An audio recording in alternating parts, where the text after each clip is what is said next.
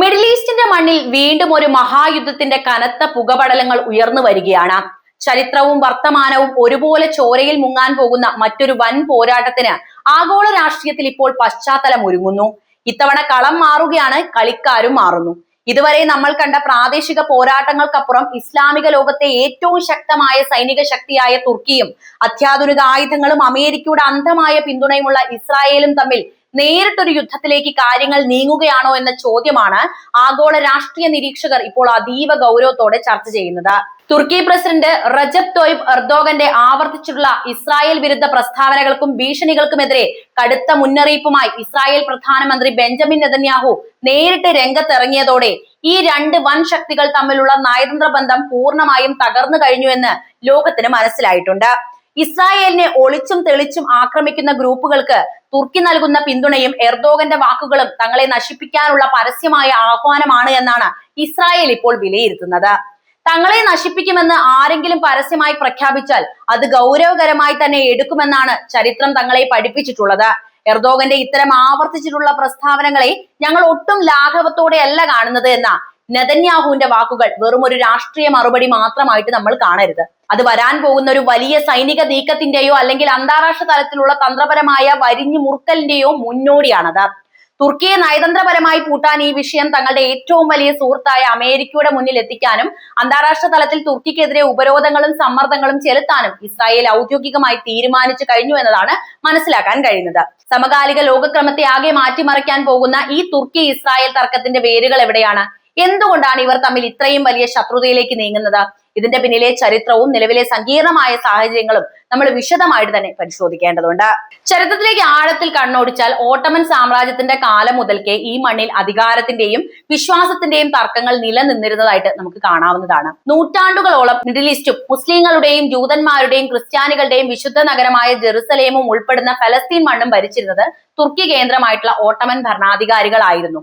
അന്ന് ജൂതന്മാർ യൂറോപ്പിൽ പീഡിപ്പിക്കപ്പെട്ടപ്പോൾ അവർക്ക് അഭയം നൽകിയ ചരിത്രവും ഓട്ടോമൻ സാമ്രാജ്യത്തിന് അവകാശപ്പെടാനുണ്ട്. എന്നാൽ ഒന്നാം ലോക മഹായുദ്ധത്തിൽ ഓട്ടോമൻ സാമ്രാജ്യം തകർന്നതോടെയാണ് ഫലസ്തീൻ മണ്ണ് ബ്രിട്ടന്റെ നേരിട്ടുള്ള കൈകളിലേക്ക് എത്തുന്നത്. പിന്നീട് അവിടെ ലോകമെമ്പാടുമുള്ള ജൂതന്മാരെ പുനരധിവസിപ്പിക്കാനുള്ള നീക്കങ്ങൾ സജീവമാവുകയും അതിന്റെ ആത്യന്തികമായ ഫലമായിട്ട് 1948 ഇസ്രായേൽ എന്ന ജൂതരാഷ്ട്രം പിറവിയെടുക്കുകയും ചെയ്തു. അതുകൊണ്ട് തന്നെ ഫലസ്തീൻ ജനതയോടും ജെറുസലേമിനോടും തുർക്കിയിലെ ജനങ്ങൾക്കും അവിടുത്തെ ഭരണാധികാരികൾക്കും വൈകാരികവും ചരിത്രപരവുമായ ഒരു വലിയ ബന്ധവും അവകാശപ്പെടാനുണ്ട്. മുസ്ലിം ലോകത്തിന്റെ നഷ്ടപ്പെട്ടു പോയ ആ പഴയ നേതൃത്വം തങ്ങളിലേക്ക് തിരികെ കൊണ്ടുവരാൻ ആഗ്രഹിക്കുന്ന റജബ് തയ്യിബ് എർദോഗൻ ഫലസ്തീന്റെ വിഷയം വെറും ഒരു രാഷ്ട്രീയമായിട്ട് മാത്രമല്ല കാണുന്നത്, മറിച്ച് അദ്ദേഹത്തിന്റെ ആഗോള ഇസ്ലാമിക നയത്തിന്റെ ഏറ്റവും പ്രധാനപ്പെട്ട ഭാഗമായിട്ടാണ് അദ്ദേഹം ഇത് നോക്കിക്കാണുന്നത്. എന്നാൽ ചരിത്രത്തിലെ ഏറ്റവും അത്ഭുതകരമായ ഒരു വസ്തുത എന്താണെന്ന് വെച്ചാൽ 1948 ഇസ്രായേൽ രൂപീകൃതമായപ്പോൾ അതിനെ ഒരു സ്വതന്ത്ര രാജ്യമായി ഔദ്യോഗികമായി അംഗീകരിച്ച ആദ്യ മുസ്ലിം ഭൂരിപക്ഷ രാജ്യം തുർക്കിയായിരുന്നു എന്ന കാര്യമാണ്. അതിനുശേഷം ദശാബ്ദങ്ങളോളം ഇവർ തമ്മിൽ ശക്തമായ സാമ്പത്തിക, നയതന്ത്ര, സൈനിക ബന്ധങ്ങൾ ഉണ്ടായിരുന്നു.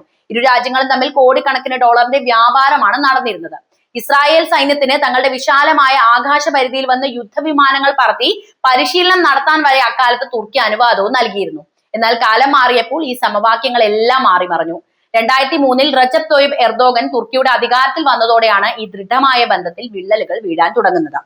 എർദോഗൻ തുർക്കിയെ പാശ്ചാത്യ അനുകൂല നിലപാടുകളിൽ നിന്നും മാറ്റി പഴയ ഓട്ടോമൻ പ്രതാപത്തിന്റെ വഴിയിലേക്ക് നയിക്കാനാണ് ആഗ്രഹിച്ചത്.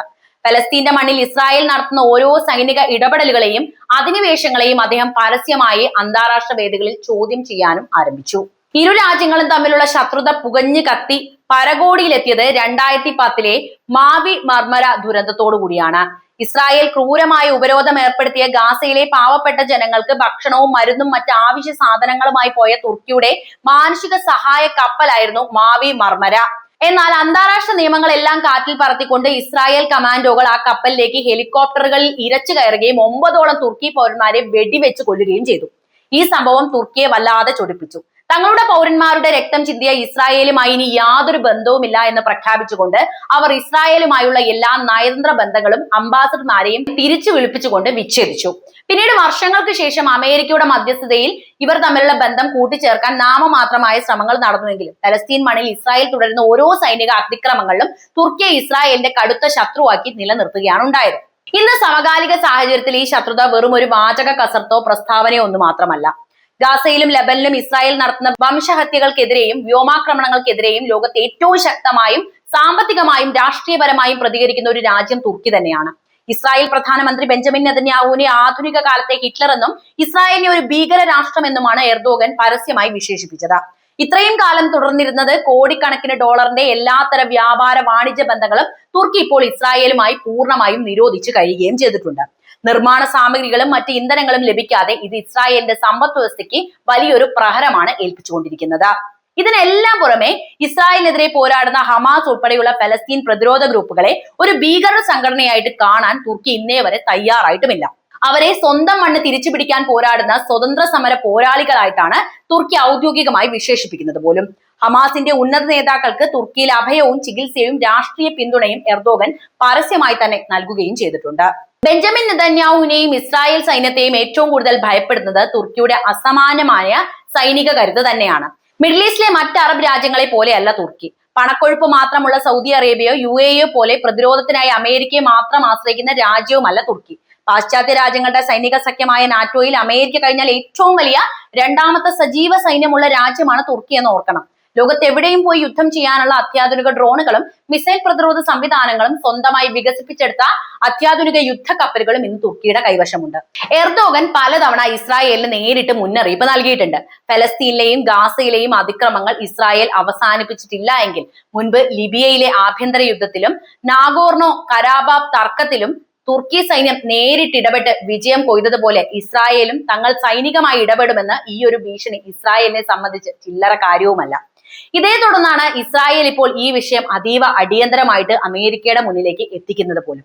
തുർക്കിയെ നാറ്റോ സഖ്യത്തിൽ നിന്ന് പുറത്താക്കാനും ഭീകരവാദത്തെ ഔദ്യോഗികമായി പിന്തുണയ്ക്കുന്ന രാജ്യമായിട്ട് ആഗോളതലത്തിൽ ചിത്രീകരിക്കാനും ഇസ്രായേൽ ചില തന്ത്രങ്ങൾ മെനയുകയും ചെയ്യുന്നുണ്ട്. അമേരിക്കൻ സാമ്പത്തിക ഉപരോധങ്ങളിലൂടെ തുർക്കിയുടെ കറൻസിയായ ലിറയെ തകർത്ത് അവിടുത്തെ സമ്പദ് വ്യവസ്ഥയെ നിശ്ചലമാക്കാനാണ് ഇസ്രായേലിന്റെയും ജൂത ലോബിയുടെയും നീക്കം. എന്നാൽ അത് അത്ര എളുപ്പത്തിൽ വിജയിക്കാൻ പോകുന്ന ഒരു കാര്യവുമല്ല. കാരണം തുർക്കി ഭൂമിശാസ്ത്രപരമായി യൂറോപ്പിനും ഏഷ്യയ്ക്കും മധ്യേ കിടക്കുന്ന ഏറ്റവും തന്ത്രപ്രധാനമായ ഒരു രാജ്യമാണ്. അമേരിക്കയ്ക്ക് മിഡിൽ ഈസ്റ്റിലും റഷ്യയുടെ അതിർത്തികളിലും തങ്ങളുടെ സ്വാധീനം നിലനിർത്തണമെങ്കിൽ തുർക്കിയുടെ പരോക്ഷമായ സഹായവും അത്യാവശ്യമാണ്. റഷ്യയുമായും ചൈനയുമായും ഒരുപോലെ നല്ല സാമ്പത്തിക ബന്ധം പുലർത്തുന്ന തുർക്കിയെ പൂർണ്ണമായും പിണക്കാൻ അമേരിക്കൻ ഭരണകൂടത്തിനും ഇന്ന് സാധ്യമല്ല. കൃത്യമായിട്ട് നമ്മൾ കാര്യം മനസ്സിലാക്കുകയാണെങ്കിൽ മിഡിൽ ഈസ്റ്റിലെ കനലുകൾ ഇപ്പോൾ വെറും ഒരു പ്രാദേശിക തർക്കത്തിനപ്പുറം ഒരു വൻ ലോക മഹായുദ്ധത്തിന്റെ ജ്വാലയായി മാറാൻ പോവുകയാണ് എന്നതാണ്. ഇസ്രായേലിന്റെ ആക്രമണങ്ങൾക്ക് മുന്നിൽ അറബ് രാജ്യങ്ങൾ പലരും തങ്ങളുടെ സാമ്പത്തിക ലാഭങ്ങൾ മാത്രം നോക്കി നിശബ്ദത പാലിക്കുമ്പോൾ ഫലസ്തീൻ ജനതയ്ക്കായി തുർക്കി സൈനികമായി കളം നിറഞ്ഞാൽ അത് ലോകക്രമത്തെ തന്നെ മാറ്റിമറിക്കും. അത് അമേരിക്കയും നാറ്റോയും തുർക്കിയും ഇസ്രായേലും ഉൾപ്പെടുന്ന ഒരു മഹായുദ്ധത്തിന് വഴി തെളിച്ചേക്കാം. നയതന്ത്രത്തിന്റെ വാതിലുകൾ പൂർണ്ണമായും അടയുകയും തോക്കുകളും മിസൈലുകളും മാത്രം സംസാരിക്കാൻ തുടങ്ങുകയും ചെയ്യുന്ന ഈ കാലഘട്ടത്തിൽ തുർക്കിയും ഇസ്രായേലും തമ്മിലുള്ള ഈ പുതിയ പോരാട്ടം വരും നാളുകൾ ലോക ചരിത്രത്തെ തന്നെ ഏറ്റവും നിർണായകവും രക്തരൂക്ഷിതവുമായ ഒരു വഴിത്തിരിവായി മാറുമെന്ന കാര്യത്തിൽ യാതൊരുവിധ സംശയവുമില്ല. ഇങ്ങനെയാണ് കാര്യങ്ങളെങ്കിൽ ഇസ്രായേലും അതുപോലെ തുർക്കിയും തമ്മിൽ നേരിട്ടൊരു യുദ്ധത്തിന് സാഹചര്യം ഒരുങ്ങുകയാണോ എന്നതാണോ നമ്മൾ മനസ്സിലാക്കേണ്ടത്. എന്താണ് ഈ വിഷയത്തിലെ നിങ്ങളുടെ നിലപാട് എന്ന് തന്നെയായാലും കമന്റ് ബോക്സിൽ എഴുതുമല്ലോ.